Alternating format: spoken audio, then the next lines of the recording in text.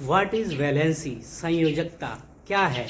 संयोजकता क्या है? किसी भी एटम, मान लीजिए सोडियम है, इसमें कितने इलेक्ट्रॉन होते हैं?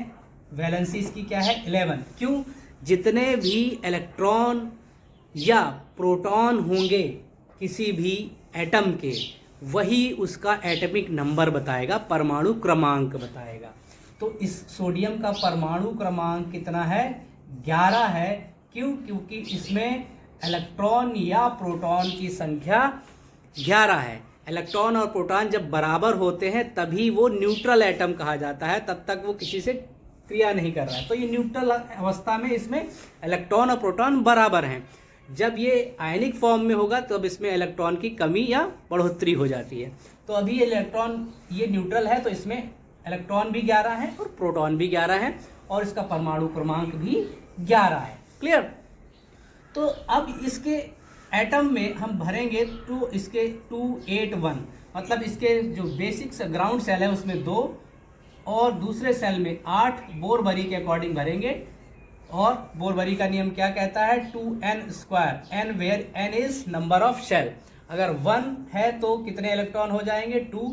अगर सेकेंड है तो कितने इलेक्ट्रॉन हो जाएंगे? 8। और थर्ड है तो 32। इस तरह से इसमें भरे जाते हैं। लेकिन इसमें तो 2 हो गए, लेकिन इसमें 8 हो गए, 10 हो गए, लेकिन 1 इलेक्ट्रॉन भरा तो आउटर मोस्ट ऑर्बिट में कितने इलेक्ट्रॉन रह गए? सिर्फ 1। कितना हो गया? 1। तो आउटर मोस्ट ऑर्बिट में जितने भी इलेक्ट्रॉन होते हैं किसी एटम के, वही उसकी संयोजकता होती है।